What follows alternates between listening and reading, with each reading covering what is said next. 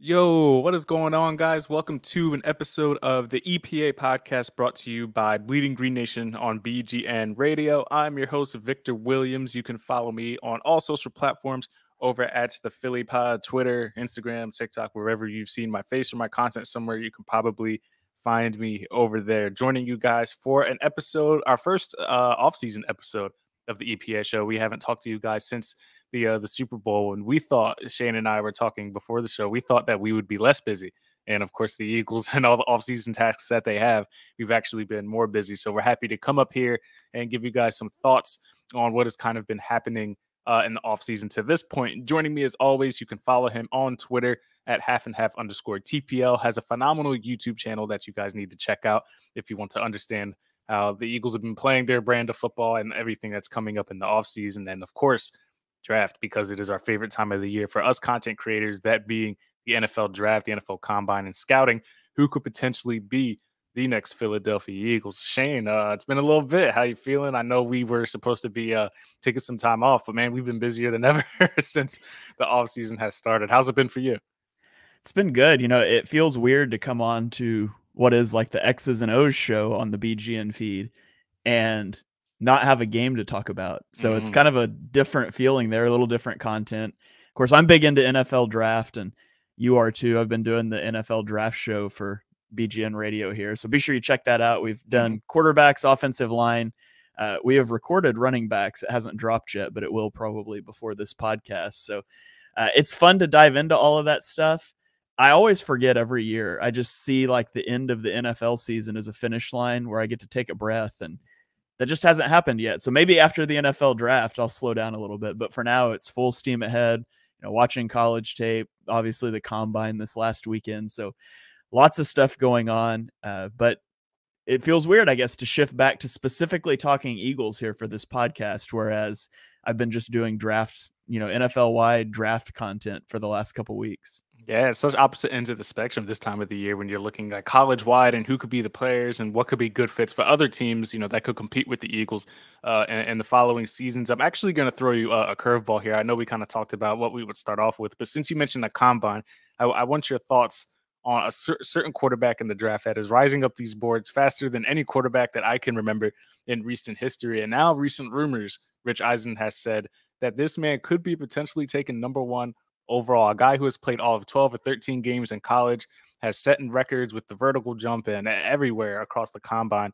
And that man is Florida's Anthony Richardson. Does it make sense for teams, whoever is going to be at the top of the draft, whether Chicago stays there, even though they've made it known they're going to stay with Justin Fields, if they send it to the Colts and they try to get their guy or whatever the situation is, does it make any feasible sense, Shane, to take Anthony Richardson over guys like Bryce Young or CJ Stroud? Where are you as the guy who's been watching all this college tape?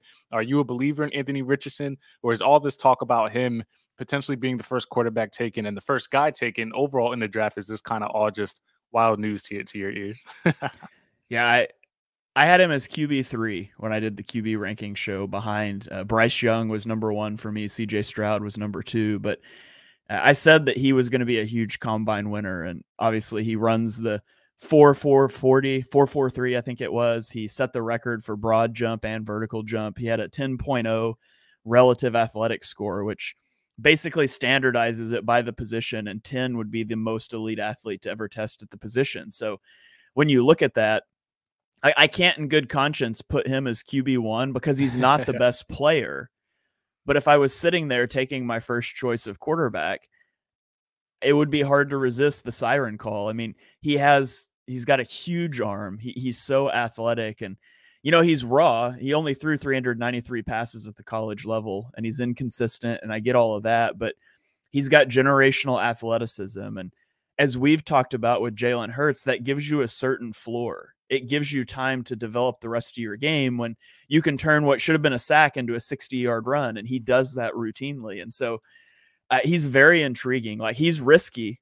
He's got a higher chance, I won't say of busting, because I do think he can make it in the league, even if he never develops. I mean, look at Justin Fields. If he never develops as a passer, he's going to be a quarterback somewhere for a long time just because of his athleticism. So I wouldn't say he could bust, but he's got a bigger chance to never put it together than guys like Stroud and Young.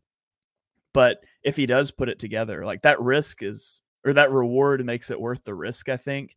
And it's not like Stroud and Young don't have questions. I mean, Young is historically small. And yeah, he got over 200 pounds at the combine. I was shocked to see that.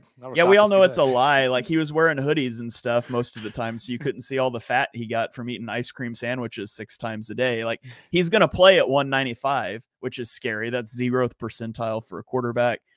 CJ Stroud, you know, he was really elusive and a playmaker in the Georgia game, but that's one game. And the rest of his career, he didn't really do that. So it becomes a question of, he could, but he didn't need to because of the playmakers, or was that always there and he just didn't do it? I don't know, but 1 game sample sizes are tricky. I mean, this is a franchise that saw Nick Foles win a Super Bowl and then get benched for whoever he got benched for in Jacksonville a couple years later. So yeah, so there's question marks everywhere. And when there's questions everywhere, it's real tempting to just bet on the generational athlete. And so I think it's very possible that Anthony Richardson's QB1 off the board. And I don't think it's insane. Yeah, it's definitely the high risk, high reward prospect at that position. Rich Eisen said on his show, a rumor he heard at the combine is don't discount Richardson going first overall. An NFL exec recently said that he is a blend of Josh Allen, Cam Newton, and Justin Fields. And how could teams resist that? Like we said, not a lot of game tape to kind of review on, and he is raw as a passer, very raw. But the athleticism and the tangibles, it's hard to ignore. So very interesting to see how that is all going to play out. I'm interested. You said he was QB3. What is the gap between him and Will Levis, who a lot of people have as QB3? Is the gap pretty wide there? Where do you have Levis kind of ranked in that? Yeah, so Levis was 4 for me. The thing about Levis, like, he's got a lot of the same tools, big arm, prototypical NFL build. He's got a threat of the running game, although he's not as good of a runner as Richardson. He's maddeningly inconsistent. Like, he has 23 interceptions in the last 2 years. He's fumbled 17 times in his college career. He's going to be 24 as a rookie versus Anthony Richardson, who's going to be 21, almost 22 as a rookie. The thing with Levis is he regressed so heavily from 2021 to 2022, but you know, he lost Wan'Dale Robinson. He lost his offensive coordinator, and they brought in Rich Scangarello, who got fired mid-season. And so everything was a disaster around him. So the question with him is, you know, how much of his regression was everything around him being on fire? Like, I mean, it's the meme with the dog sitting in the house on fire, drinking his coffee, saying this is fine. How much of it is that, and how much of it is he's just really raw as a prospect? He did not elevate Kentucky this year. And if you're going to draft a guy top 10, you want him to elevate your team. I'm not sure he's ready for that. So I really, all 4 of the quarterbacks, they've got question marks, which is where I circle back to. If I'm picking one, I'm probably going to pick Richardson, even though he won't be QB1 on my board, because I'm taking a risk anyways. I might as well swing big. So he's the guy. If you're an NFL GM and you are rock bottom and you need that first stepping stone to build this franchise around and start building yourself back to relevancy, Anthony Richardson is your guy. Yeah, I think so. I think so. I'm right shocked now. you Ask me again in a month and a half. But I think so. I think Bryce Young is going to be incredible. If we're turning this into a QB draft show, but I think Bryce Young, a position the Eagles aren't going to draft, by the way, maybe day 3, but I think Bryce Young is going to be incredible. Like, he's probably going to win Rookie of the Year. I just wonder what he's going to look like 4 or 5 years down the road. I feel like hits are going to accumulate for him, and longevity of his career is the concern. So, you know, if you're a GM on the hot seat, you got to keep the job. And if you draft Will Levis, he might lose you the job. You're not going to lose the job if you draft Bryce Young and he's great for 4 years and then he retires. Yeah. So you're safer there. You're safer with Stroud. But if you've got the job security, which it takes a lot to have job security as a GM that's taken a quarterback. But if you've got it, Richardson, he's the most intriguing guy to me. Yeah, the durability is a big thing, because even look at Lamar, who has been incredible, and the Ravens are passive. Well, there's a lot of wrong things the Ravens are doing with the situation, but they're even reluctant to pay him. So imagine what Bryce Young is going to look like in a few years if he sustains the same type of injuries and the longevity of his career. But yeah, the QB position definitely going to be interesting. We thought it was a 2-man race, and now it's turned into somewhat of a 4-man race. So the draft will be interesting at a position, like you mentioned, that the Eagles have no horse in the race, and really, so didn't mean to start the show with that. But you had mentioned the combine, and it made me think of Richardson, and I'm curious on everybody's thoughts on his stock and the skyrocketing literally by the day of this man. So intrigued to see what he'll do in the league with whatever team he lands with.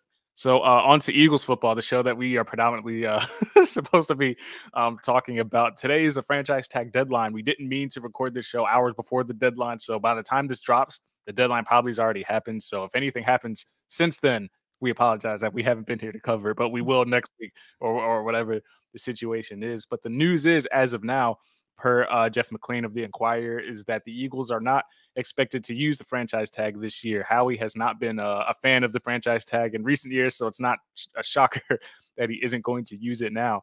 But Shane and I are actually pretty stunned that CJ was a prime candidate for it. And not only did they not extend him, number one, midseason, they didn't do it yet, and they're not going to use the tag on him.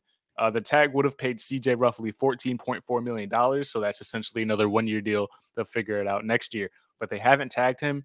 And by the day, a guy that I at one point thought was a surefire to be brought back is now, I don't know. I'm 50-50 on the fence now if he's back. I was in the camp that just bring CJ back and let everyone else walk and we'll figure out the rest. Now, I don't even know if he's going to be back. Hargrave and CJ were the two guys I was looking at for the franchise tag. Howie isn't going to use it. And we'll see how it all shakes out moving forward 1 week away from free agency. So, Shane, where are you? Which side of the fence are you on as far as the tag? Should we have used it on CJ to secure him for another year? Or is Howie just going to let everybody run to free agency, come back if you want to? We'll figure it out. Yeah, it's interesting. I expected there to be some movement by this point in time. So the Hurts contract is the first domino that you need to fall. It's going to be the biggest chunk, and then you have to structure everything else around it. And so the fact that there's not a Hurts contract yet to me is a little surprising. You would like to beat the Justin Herbert contract. You would like to beat the Joe Burrow contract. Heck, if Daniel Jones is going to get $45 million, you want to beat the Daniel Jones contract, which is just an insane thing to say. Derek Carr getting crazy money. You need to hurry. Yeah. So it surprises me. Now, as much as the Eagles are incentivized to get that deal done, Jalen Hurts is not. It's to his benefit to wait and let those dominoes fall first. And so, people I've never understood this, but people are always like, maybe he'll take a team friendly deal. Yeah, I've seen that. Yeah. A below market deal. And I just don't understand, why would you expect that? Victor, would you go work for 70% of what you could make? Yeah. I'm not going to walk into, I have work right after the show. I'm not going to walk into the company I work for and being like, you know what? I care so much about the company that I will make significantly less than everyone else in my field because that's how much I care about the company. How ridiculous does that sound? Obviously, players are different. You want to win championships. Jalen Hurts has made it known that he wants to win championships, but not so much to the point where he is going to sacrifice his own future. I don't think that's in the cards for Jalen Hurts. Yeah, so do you know, what do you think we just thought, Derek Carr got $35 million a year? Yeah, is that what it was? You know what Jalen Hurts' 4-year contract pays him, his rookie deal? Oh, barely 1.5, if that. Yeah, his total would be 4 years, $8.8 million. Yeah, about $1.5 thus far in his career, he's been paid about $4 million. This isn't a vet that's made his money and now he wants to take a discount. He's not ring guy chasing, looking to get paid for the first time. Yeah, and so I think it's ridiculous that people expect that. They wouldn't do that. But the thing is, that's the first domino that has to fall, and you can't really do much until it does. I tweeted this out this morning. I put the GIF of The Office where Jim is in the manager's office now, and Michael's out on the floor, and Jim calls him and says, "You got to do something, man. You can't just sit there." And so that's me to Howie about the contract extensions. Let's get this going. I really thought that we would have contract extensions rolling in now, but Hurts is incentivized to wait, and so I still think you'll see it before free agency kicks off. I just don't think you can negotiate with, you can have talks with Chauncey Gardner-Johnson and these other guys, but I don't think you can seal the deal until you get the Hurts contract done. Yeah, I don't think Nicole Lynn, his agent, is kicking the door down right now saying you need to pay Hurts. They're praying to God that they get an alert from Schefter any minute now that Herbert and Joe Burrow have gotten their new contracts, so they can take those into the negotiations and be like, well, these guys were in the same draft class. The Eagles don't have the luxury of a 5th-year option, so they have to pay him, sooner rather than later.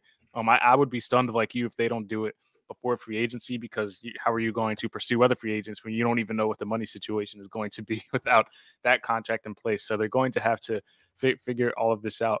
CJ and Javon Hargrave, I put out a poll last week on Twitter was I expected CJ to win it, but not in the landslide that it did. I said, if you could only bring one of these guys back, Javon Hargrave or CJ Gardner-Johnson, which one would you?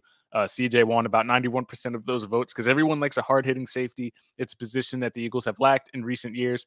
And the reasoning I've seen is that Javon Hargrave is pushing 30, and you have Jordan Davis waiting in the wing. So there's no point in investing in a guy who reportedly may get up to upwards of $20 million per year on the open market. So Shane, if it was up to you, you have these two guys in front of you. You have Javon Hargrave, you have CJ Gardner-Johnson, and you can only pay one of them. And the other one has to walk and go to another team. Which one of those guys do you value more? Which one of those guys would be more valuable to the Eagles defense moving forward? On a one-season basis, I think it's Hargrave.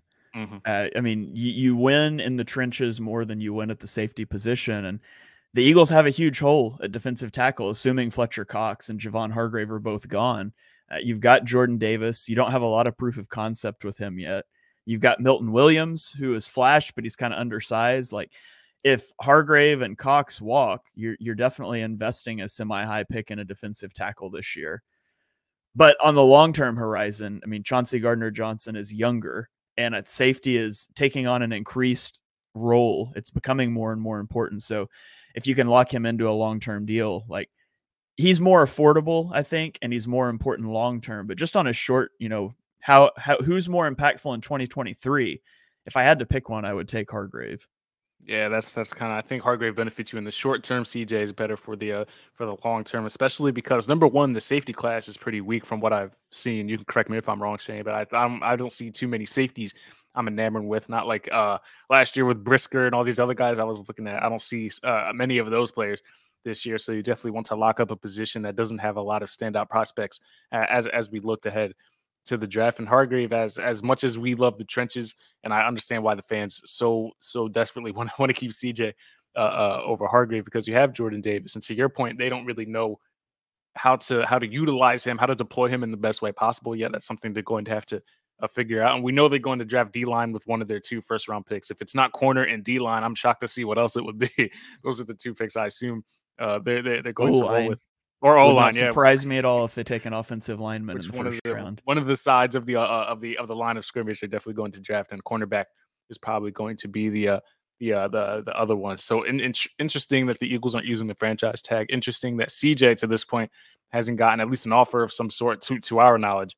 And Hargrave is more than likely. He just put out a tweet saying 1 week away, so he seems eager to get to free agency, eager to get paid. That deal that we got with him, was it 3 years, $30 million? Absolute steal. He outplayed that contract, and he and guys like Bradbury and all these other guys are certainly looking to get paid. I think this might be Hargrave's last chance at a substantial contract, so we certainly look to get the bag somewhere else.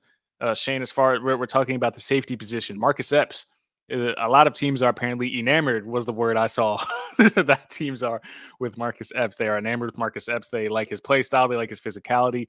I'm curious on your stance of Marcus Epps, because I see a lot of division about their opinions on Epps and what he was able to provide the Eagles this season. Transition from a role player to a full-time starter, I think he performed well. Had some struggling moments here and there, as most first-time starters do. But do you really want to lose both your starting safeties? Are you confident in if you lose one of them, is Reed Blankenship ready to start? Are you confident in a tandem with either CJ or Reed Blankenship, or Marcus Epps and Reed Blankenship? How do you kind of see it shaking out for Marcus Epps in the safety position? Yeah, you would not like to lose both Epps and Chauncey Gardner-Johnson. Yeah, probably not. I think Blankenship would be fine as a starter, and I mean, it's not a strong safety class like you mentioned, although I think there's some corners that could play safety. I think you might see some position definitely some versatile there. Defensive backs there. Yeah. Yeah, and the Eagles love corners that have a safety background, like Josiah Scott. They put him at safety in training camp last year. And so, I mean, I think that they've got a little bit of depth there. You don't want to lose both starters, but I would not let my fear of losing both starters trick me into paying Marcus Epps a big contract. Mm-hmm. I think Marcus Epps is a replacement level starter, and that's good. I'm not going to pay top dollar for that. I'd be happy, to pay him a reasonable contract. But if we're talking lots of teams interested, free agent bidding war, I wouldn't do that personally. I don't think he's worth that. Yeah, definitely did. Definitely not. It's just a lot of these defensive starters, even at the linebackers, TJ Edwards, Kaiser White, one of those two guys. If I had to pick one, probably TJ's back, but I know some teams are going to be interested in him as well. It's homegrown talent. I know they love Dean, but who else is going to start alongside him if you lose him? That's kind of where I'm at. So yeah, I was just curious. I was very intrigued to see the word enamored. Like, damn, teams really love what Marcus Epps brings to the table. So shocking things there. Shane, anything else? We'll go to a quick break, come back and talk about coordinators and another position that's getting some eyes and ears for the Eagles for the wrong reasons, for reasons that Shane doesn't really enjoy. But any other hitting points you want to hit on as far as the franchise tag? We did talk about Richardson a little bit. Derek Carr makes $37.5 million. That puts him eighth highest paid in the league. So how we better get it moving as far as that contract is concerned. Yeah, I can't wait for the Saints to trade their first round pick next year to convince themselves they're going to go, I don't know, 9-7, 9-8. It's 9 That's enough to win that division. That's enough to win that awful division and lose in the first round of the playoffs. Like, congratulations, Saints. Good job.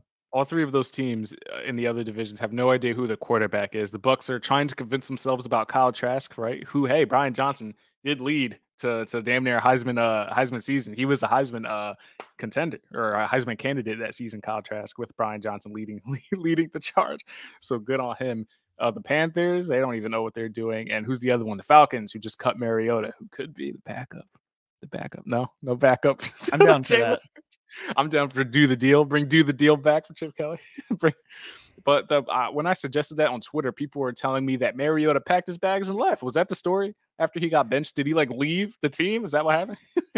he left the team. I think. What do you mean left? Like went home? Like yeah. I don't know exactly what went into it. I mean, he was obviously done. He was no longer going to be their starter, and his contract was up at the end of the year, and he just had a kid. And so I don't know exactly what went into that. Maybe he just took his ball and went home, but I wouldn't read that into it unless somebody from Atlanta comes out and was like, yeah, he just left. Took his ball and left. Hey, speaking of backup quarterbacks and the NFL Combine, Dorian Thompson-Robinson, the guy at UCLA, potential 6th round pick. You like him? I don't know how much tape you've watched on him. I actually watched a little bit.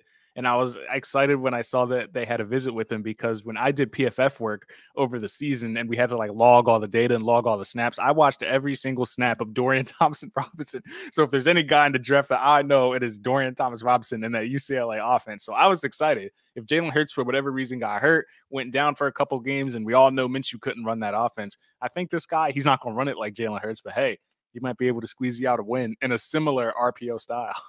Yeah, do Chip a favor. Go get his quarterback. Yeah, Chip. Yeah, we're doing a lot of Chip favors. We're either going to get Mariota, who's connected to Chip for obvious reasons, or Dorian Thompson-Robinson, who played underneath him last season and had a pretty good season. Hey, his accuracy improved from 62% to 69% last year. So that's pretty exciting. So good 6th round guy. There you go. Day three.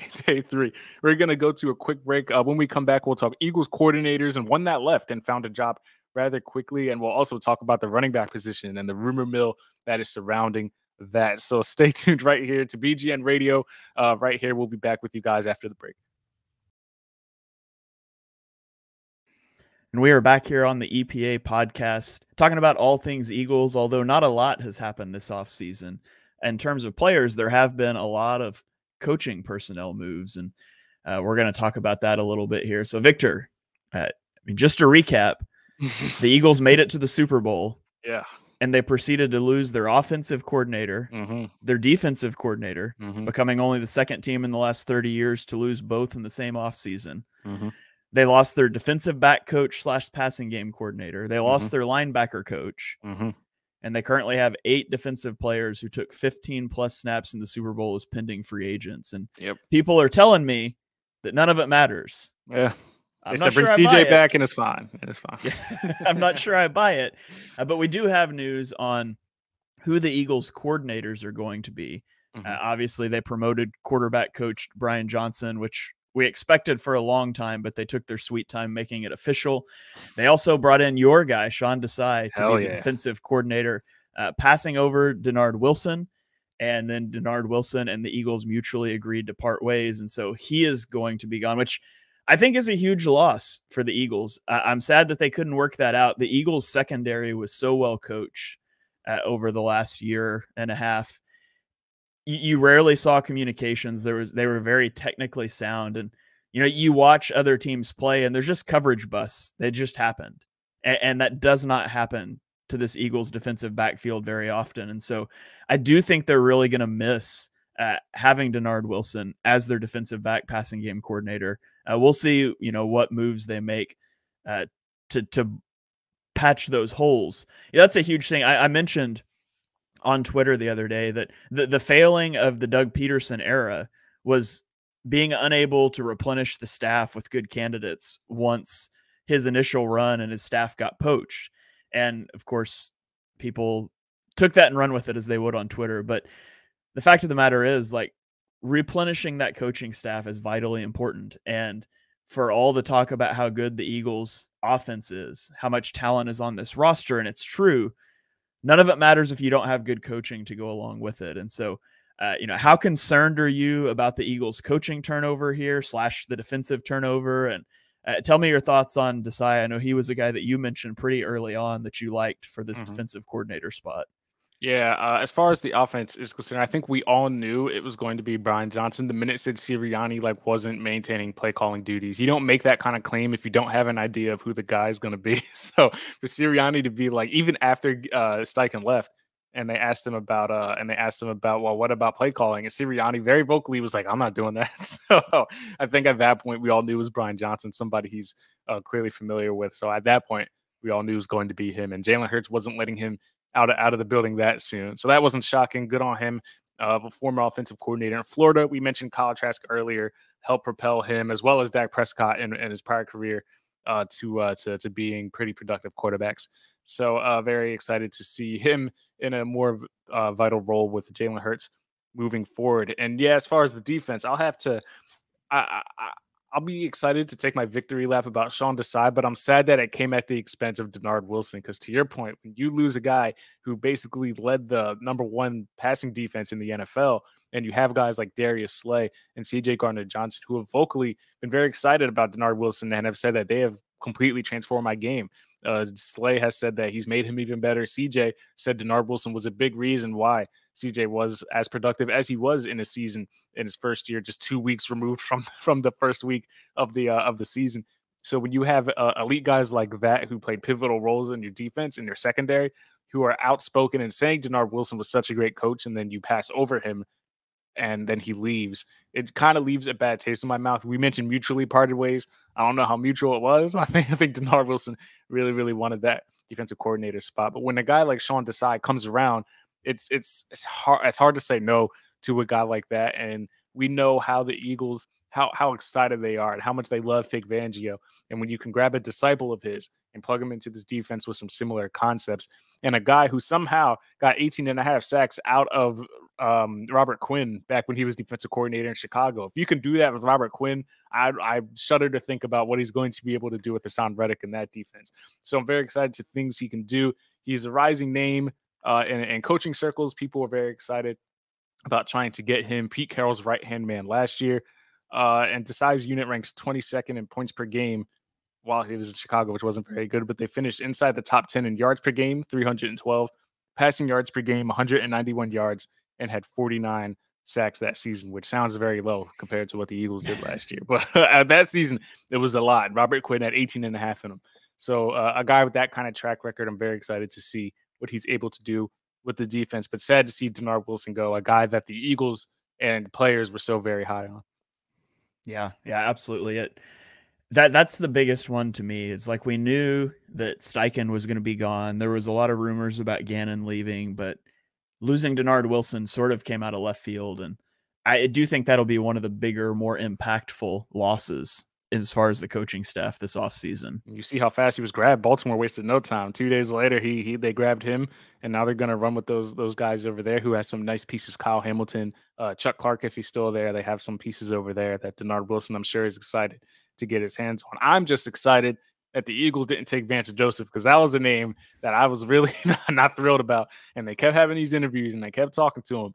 And in my mind, I was like, all of his defenses in years past have been middle of the pack. I've never heard of an elite Vance Joseph defense. So why are we so high on this guy? But thankfully he returned to Denver and we didn't have to worry about it. Where were you when the Jim Leonard stuff was coming up? Because a lot of people were excited about him, maybe because the thought of the unknown. It screamed like Chip Kelly vibes to me because trying to bring an innovative college coach and see what he can do in the NFL. It was kind of scary to hear about it. But then apparently Mr. Leonard said that I was already going to take time off anyway. We talked about it. Not really a good fit right now, so they moved on. But were you excited at that thought? I don't know how familiar you were with Wisconsin's defense last year. Yeah, I didn't know a lot about it. I looked into him a little bit in that process, but I kind of didn't want to look into it too much. Yeah, that's like, right. There's so many names flying around, and I got so much draft stuff to focus on right now. It's like I'll research him if they hire him. So I didn't look into him a lot, but I was interested by, the few things I looked at. I always did kind of see that as a long shot hiring, though. Yeah, it definitely was. They had the little conversations. They said, it's not going to happen right now. So Sean Desai moving forward.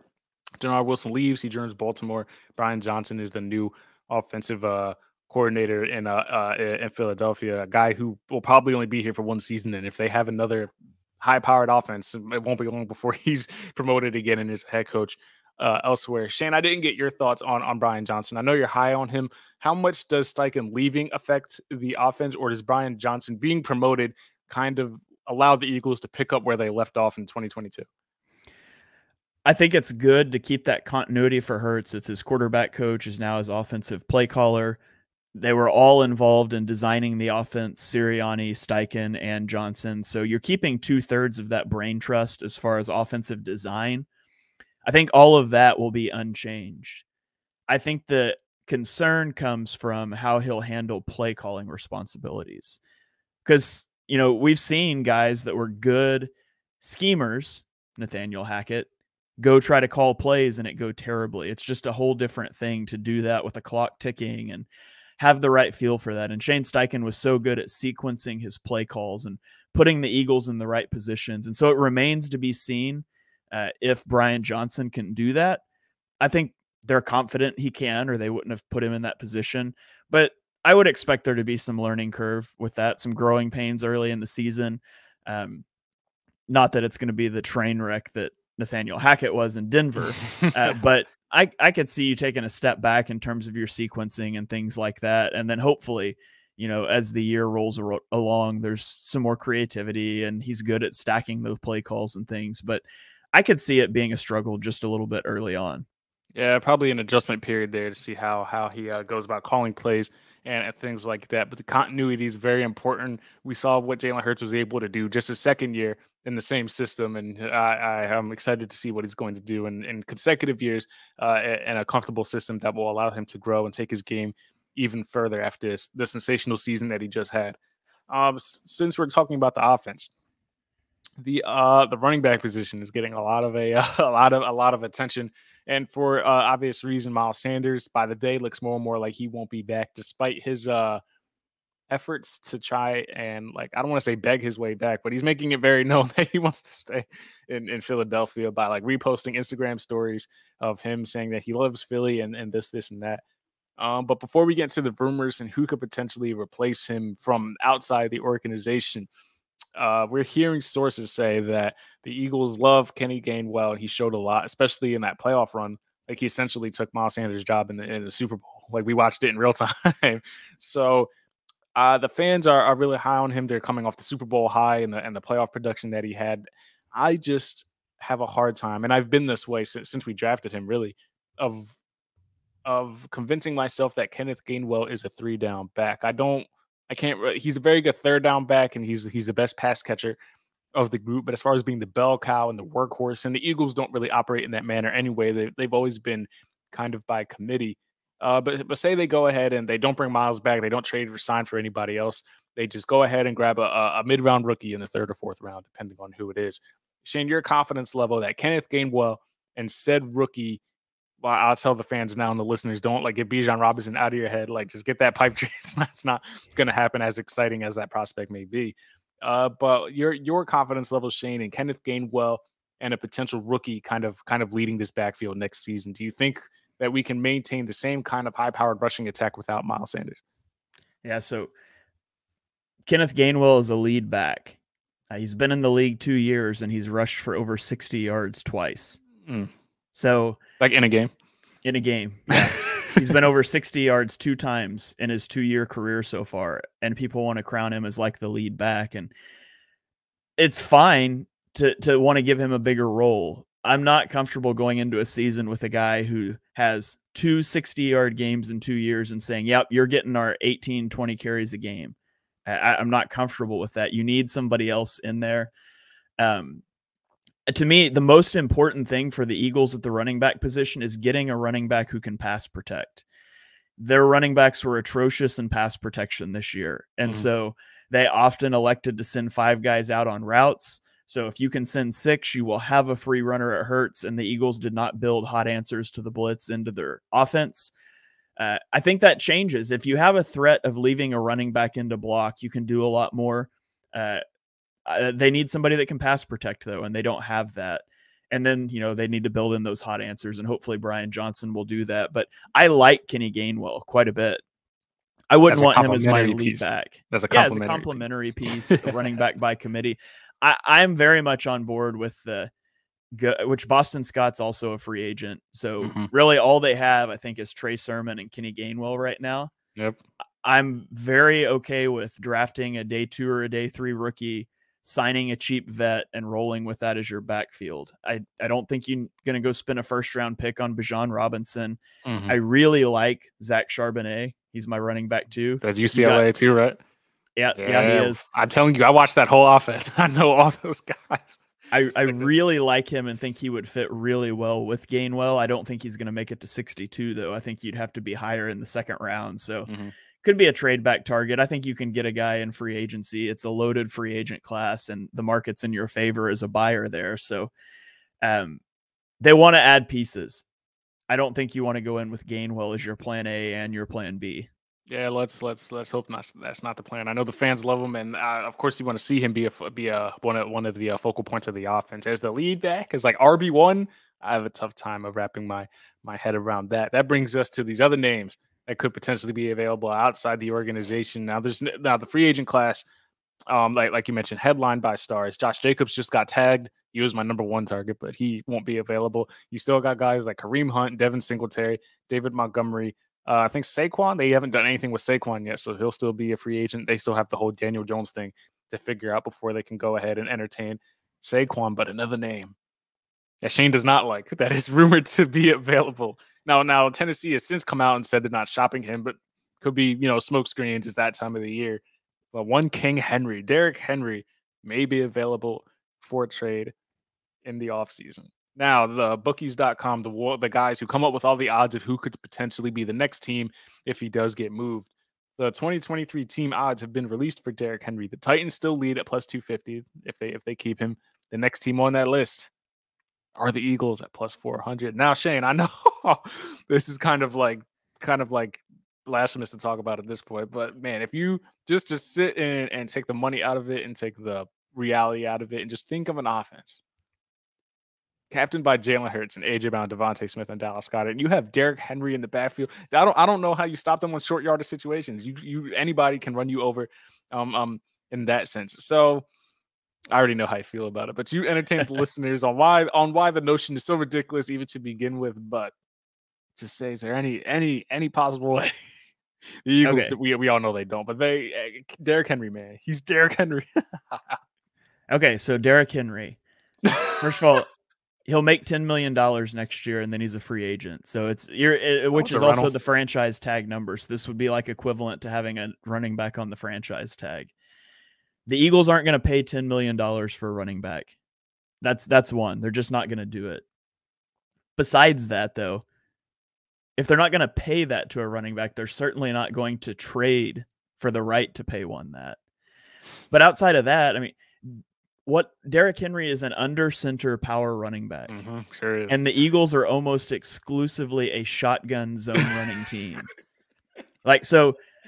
You know who the last big under center running back the Eagles brought in was that I can think of? Blunt, maybe Blunt. I was thinking DeMarco Murray. DeMarco Murray. Thinking DeMarco Murray, right? And we all know how that works. And I said that on Twitter, and people were like, well, yeah, but Murray isn't Derrick Henry. And I'm like, no, he's not. DeMarco Murray was 27, and he had 1 year of his career over 220 carries, and he averaged 5.2 and 4.7 yards per carry the previous 2 years. Yeah. Henry is 2 years older at 29, and in his last 4 years, he has either had over 300 carries or had a season-ending injury. Ran him into the and ground. In his last 2 years, his yards per carry are 4.4 and 4.3. So for Derrick Henry to work, you have to run the Derrick Henry offense. And by the way, LeGarrette Blount, who you mentioned, 2017, he had 3 yards per carry from the shotgun for the Eagles. So he also could not run out of the shotgun. The Eagles are just a shotgun running team. It's what they do. And so, like, money aside, if you told me money doesn't matter, there's no salary cap next year, you can have either Miles Sanders or Derrick Henry. I'd rather have Miles Sanders because he fits even for you schematically, scheme. it doesn't make sense. Yeah, and you don't. And so, the next question is, why don't you? Well, why not get under center? You could get under center with Derrick Henry, but the Eagles are so effective at a shotgun. Like, being under center, it takes away your RPO game. Contrary to what Madden says with their little RPO stretch slant plays where you can spin around 180 degrees because you read a guy that your back was turned to and throw it. It takes that out of the equation. It negates your ability to keep your eyes on the defense as you execute play fakes. So that limits Hurts' effectiveness. It limits your QB running game. Like, the only reason people get under center is because it's easier to run under center. But the Eagles have not had trouble running out of the shotgun because of Hurts and their scheme. So I'm not interested in Henry at all. I mean, sure, if the Titans were like, hey, we're going to cut him, and Henry was like, hey, I'll sign for $1 million, sure. But name recognition aside, Sanders is a better player for the Eagles than Derrick Henry would be. We've been burned by that before. And people throw out LeGarrette Blount. LeGarrette Blount wasn't good in 2017. Hey, you said who was the last power runner? LeGarrette, he was the last one. He was the last one. No, but that's what people talk about. The Eagles won the Super Bowl in 2017. We need to do what we did then. We need a power back. I'm down for a power running guy, but LeGarrette Blount was dreadful out of the shotgun. He was only effective when a game was over and they were just running downhill from under center, which isn't something the Eagles do. And so I'm just not interested in that at all, to be honest. So you want Jalen Hurts to just be the leading rusher, huh? That's where you're at. You just want... I'm fine with it. How about Dalvin Cook if Minnesota cuts ties with him, or they dump him off for a 5th round pick? Yeah, sure. I'm not sure what his contract looks like. Is he a free agent? Well, no, but the Vikings have so much cap stuff they have to figure out. Yeah. That like Thielen and all those guys are potential cut casualties. But listen, yeah, he makes $14 million, so they'll have to definitely restructure that contract. Yeah, I mean, money aside, I would love to bring in a guy of Cook's caliber. The Eagles wanted him back when they drafted who they drafted instead, Sidney Jones, Jones, because the Vikings leaped him, right? Yeah. Well. So I don't. The Eagles' scheme, their offensive line, and their quarterback's threat in the running game gives them such a high floor as a running team. Really, they can just go spend a day or 2-3 pick, get a day 2 or day 3 pick on a guy. Mm-hmm. They can go sign a cheap vet in free agency, and you can feel really good about that backfield. As long as Hurts is in it and that offensive line is in front of it, you feel pretty good about it. So I don't want to spend big capital and cap, and the Eagles aren't going to spend big capital and cap on running regardless backs. of what we think. Yeah. So, I mean, it's fun. Put Bijan Robinson in this offense, man. Eagles aren't going to do it. It's just not going to happen. Definitely not. So in your mind, the Eagles they have Kenneth Gainwell, they draft Charbonnet, and they sign a guy like Kareem Hunt, who even might be outside of their price range. You'd be happy with that kind of trio. Yeah, you don't even have to sign. If you get Charbonnet, you don't even have to sign anything to make me happy. Charbonnet and Gainwell would be a really good backfield pairing, I think. I can't wait for that YouTube video when you break him down, because the way you speak about this man, what draft is he projected in, second? I had him as running back 2. I actually had him ahead of Jahmyr Gibbs in my rankings. Behind Bijan, he's right there. Damn. Yep, that's where I had him. I think the league will see him as running back 3. I think the league will see Gibbs ahead of him. But I think Charbonnet he's probably a mid-second round guy. I don't think he makes it to 62, but I do think he'll go day 2. Who's the guy? I forget his first name. Vaughn. Did he go to TCU? Who's the running back? I can't, or Kendre Miller. He's another guy I've heard. Kendre Miller he's the TCU guy. Yeah, he's there. And then there's another guy, You last found name out Tajay Vaughn. Spears. Oh yeah, he's a good one. He's a good one too. Dang, so it's a good year to need a running back. Yeah, sorry, There's Miles. a lot of day 2 type running backs that fit different schemes, and so it kind of depends on what you look for as you rank them up, as you stack them up. Tank Bigsby out of Auburn could be a good guy for the Eagles. Tajay Spears, although he might be a little redundant with Kenny Gainwell. Same thing with similar Devon. skill sets. Same with Devon Achane, similar to Kenny Gainwell. But there's some guys that you could go get that I think you could get in the 3rd round or beyond that would help you fill out the backfield cheaply. Are you ready for Miles Sanders Buffalo Bills era? Because that's probably what's happening. It'd be a good fit. Be a good it fit. Would be, the Bills need a running back, that's for sure. Yeah, he's a good one. Last thing before we get out of here, we talked a little bit about free agents earlier. Isaac Seumalo, a guy not getting a lot of attention underneath all the big names. How crucial would it be if we lost him? Would it be time to throw Cam Jurgens? Would we force him to play guard? What would be the situation if we lost Isaac Seumalo, and how important is it for the Eagles to retain him? I think that they will lose Seumalo because those guys tend to get paid. There's a deficiency of quality offensive linemen in the NFL. I think you'll probably see him walk and go somewhere else. But Jeff Stoutland's still the offensive line coach, so I'm not concerned about it. If Jason Kelce comes back, I do think they will try to put Cam Jurgens at right guard. Yeah, you don't want to draft a guy in the second round yep. and him spend 2 years on the bench. Yeah, so I think they would try to slide him over. Now, if he could make that switch, I don't know. You've also got Jack Driscoll, who's played right guard before. I think it's also not out of the realm of possibility that you would see the Eagles draft an offensive tackle that's got some guard versatility, a guy like Cody Mock, or there's some other guys like that maybe you draft him with the idea that he's the future Lane Johnson replacement, but we're going to play him at right guard for the first year or two.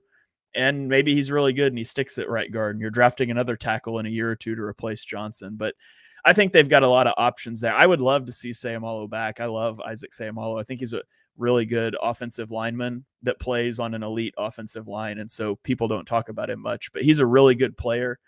The Eagles would miss him, but I don't think they would miss him too much just because of Stoutland. Yeah, we had the same thought with Jurgens. You don't draft a guy that high and have him sit 2 years. If Kelce does indeed come back, they're switching him somewhere.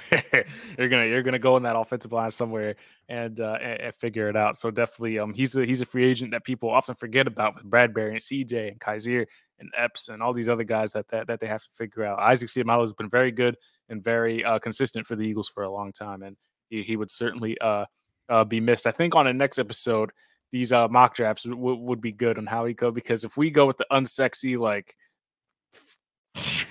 offensive tackle with guard versatility in the first round, it's not going to be fun for me anyway to have to write about that. But that would be but I'm definitely intrigued on your cornerback prospects. I have my CB1 on a future episode. We'll compare and see where we kind of rank our corners, because that's going to be how do I put it? I think all the excitement will come from them drafting a cornerback, because we're not going to get much better sexy picks other than that. So that'll be fun to do. Any lasting things you want to hit on before we wrap this up with the coordinators? And we talked briefly on free agency. No franchise tag, Howie said. So let's pray to God they can figure it out with CJ, because he's the most important priority, I think, in my mind. Yeah, CJ. Hurts is honestly, then CJ. Well, sure, but Hurts, you've at least got under contract for another year, so it's not a huge deal. If you don't, it's a huge deal in that it delays everything else, but it's not the end of the world if Hurts plays out next year on a contract. So it's not it's not like you're about to have him walk in free agency, but you definitely want to get a deal done sooner rather than later. As for, they just don't pay him this offseason, he plays his final year. That would be wild. It'd be a bad move, because his value, I mean, the QB market resets every offseason. He would make $65 million a year next year. Yeah. So I don't think you want to do that, but it's not like, man, other teams can start negotiating with him in a week and a half if we don't have a deal done. That's not how it works with him. So Eagles fans are going to get really excited about these cornerback prospects at 10. Very. But the last time the Eagles took a defensive back in the first round was 2002. And Yeah, so 2 decades when ago, they yeah. inevitably sit at 10 and take an offensive lineman, Eagles fans are going to watch the rest of the first round and be like, at pick 30 and Bijan Robinson's falling or whatever sexy name they like.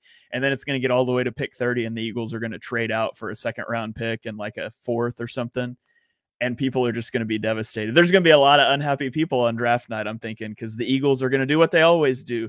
They're going to draft in the trenches and they're going to accumulate draft capital. So I'm excited about a lot of these cornerbacks. I'm trying to rein in my enthusiasm because I'm just like, Eagles aren't drafting a cornerback. I just don't think they're going to do it at 10, but I hope I'm wrong. The last time I was that upset was when they it obviously worked out now because he's a Pro Bowler, but when they took Landon Dickerson instead of Asante Samuel Jr., I was pissed. I was so mad. I was mad. And JOK, Jeremiah, the linebacker. Owusu-Koramoah, loved. Oh my God, I loved him JOK. so much. God. And we took Landon Dickerson, who came off like an 2 ACL tears in like each knee or whatever the problem was. And I was like, bro, I remember taking a nap and waking up and reading that.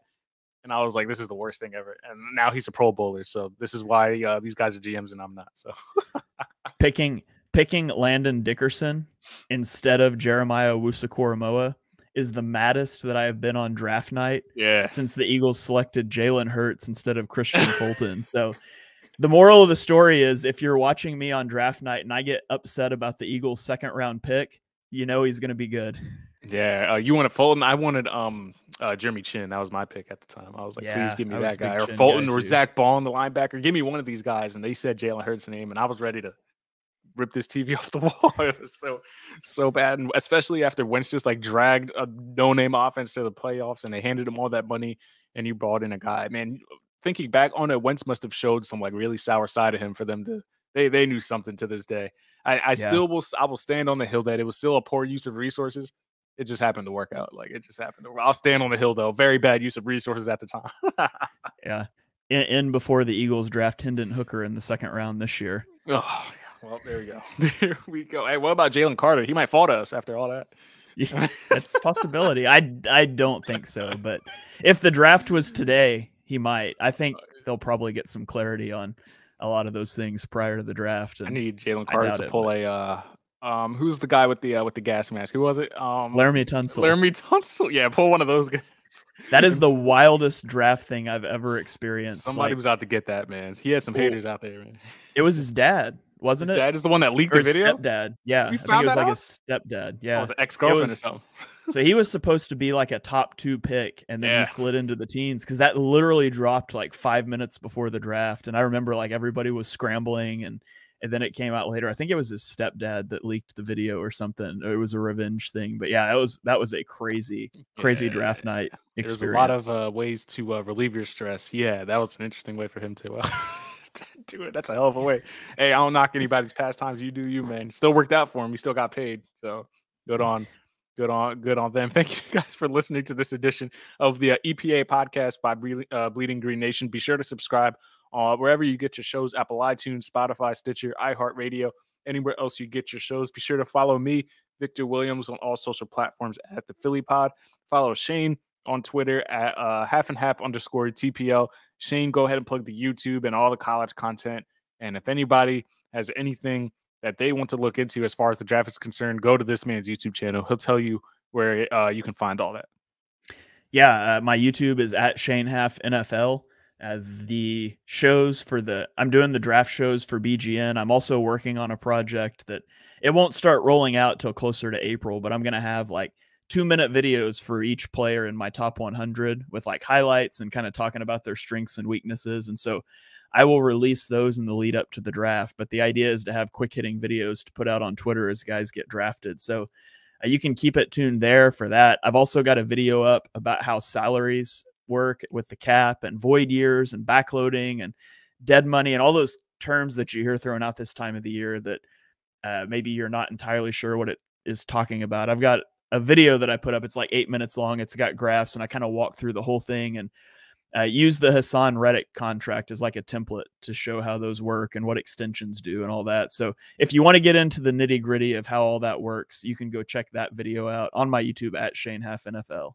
Yes, sir. A lot of good information over there. Be sure to go sub up over there. Click the bell for notifications so you don't miss whenever new content is dropped over on his YouTube channel. We'll join you guys one of these days. If something happens within the next 3 hours at the trade deadline, we'll be back. Emergency pod. Emergency pod. We'll be back to talk about that. In the meantime, Shane and I will get together and do mock drafts, talk about these cornerbacks, and I guess the offensive tackles, since that's who the Eagles are going to take.